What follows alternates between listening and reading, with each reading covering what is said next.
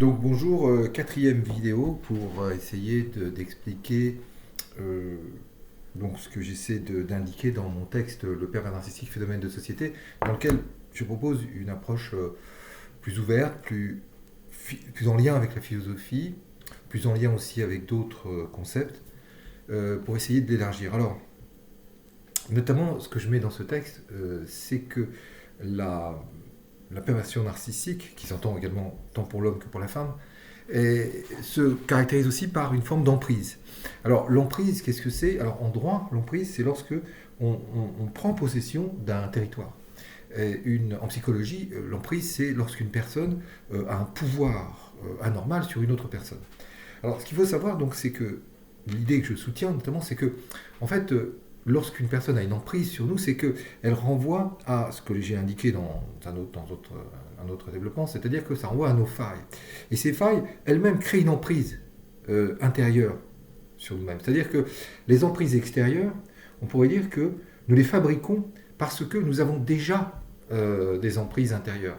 Ce lien entre l'intérieur et l'extérieur est très bien développé par Saptrem, qui est un disciple de Sri Aurobindo, dans son livre qui s'appelle L'aventure de la conscience. Il montre très bien il nous indique qu'il n'y a pas de distinction entre l'intérieur et l'extérieur, mais ce qu'on veut surtout comprendre, c'est que lorsqu'on se trouve dans une emprise extérieure, c'est que, en fait, celle-ci devient un miroir d'un emprisonnement intérieur. Alors, dans les mécanismes d'emprisonnement intérieur, ce qui peut se produire, donc, c'est que la plupart du temps, évidemment, nous sommes emprisonnés parce que nous ne sommes pas conscients de ce qui se joue à l'intérieur de nous. Mais surtout, ce que j'essaie de montrer dans mon texte, c'est que il y a un lien entre les emprises extérieures dans lesquelles nous vivons et ces emprises intérieures. C'est-à-dire que, pour le dire autrement, nous fabriquons des personnes qui nous mettent sous emprise. Ces emprises proviennent d'emprises intérieures, mais ces emprises intérieures sont elles-mêmes nourries par ce que nous vivons à l'extérieur. Comme je l'ai dit tout à l'heure, dans une autre vidéo, comme j'ai dit dans une autre vidéo, pardon, en fait, notamment, le pervers narcissique renvoie aussi à la notion de fantôme.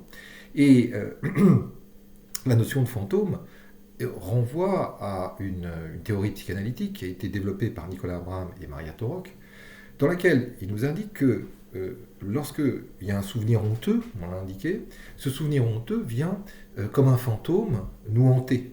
D'où la hantise qui peut exister lorsque le pervers narcissique s'en prend à sa proie. Eh bien, ces logiques de fantômes existent aussi dans nos sociétés, et le philosophe Jacques Derrida a été très impressionné par les théories psychanalytiques de Torok et de Abraham, et elles imprègnent énormément sa philosophie. Et je crois que ce que montre très bien Derrida, c'est qu'il y a une présence du fantomatique dans nos sociétés. Et notamment, il a étudié le cinéma, il a étudié également la question de la Shoah, il a étudié aussi tous ces mécanismes de société fantôme. Alors ce qui est intéressant aujourd'hui, par exemple, justement, il y a un développement aussi de la crypto-monnaie. La crypto-monnaie qui renvoie à une sorte de monnaie qui n'existe pas, qui est une sorte de monnaie artificielle.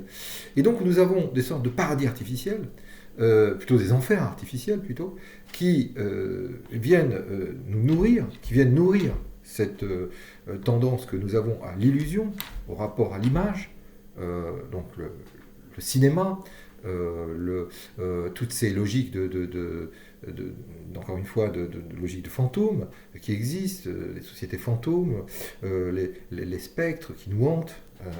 Par exemple, dans un texte qui s'appelle Spectre de Marx,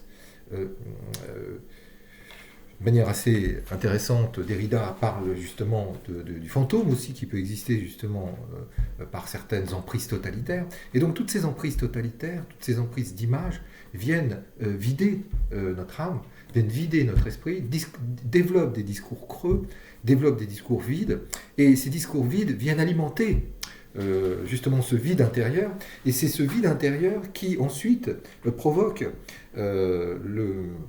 le fait qu'à un moment, eh bien, on va se laisser happer, on va se laisser prendre par celui qu'on appelle le pervers narcissique. Donc, ce que je veux montrer ici dans ce texte, pervers narcissique, phénomène de société, donc encore une fois que nous nous arrêtons beaucoup trop à la partie au sommet de l'iceberg, nous n'allons pas dans les profondeurs nous n'allons pas plus loin, nous ne voyons pas ce qu'il nous dit de ce que nous sommes, ce qu'il nous dit de notre société. Et c'est justement ce à quoi j'appelle, c'est-à-dire une réflexion beaucoup plus profonde à partir de ce phénomène qui est extrêmement intéressant, mais sur lequel il ne faut pas s'arrêter de manière simpliste,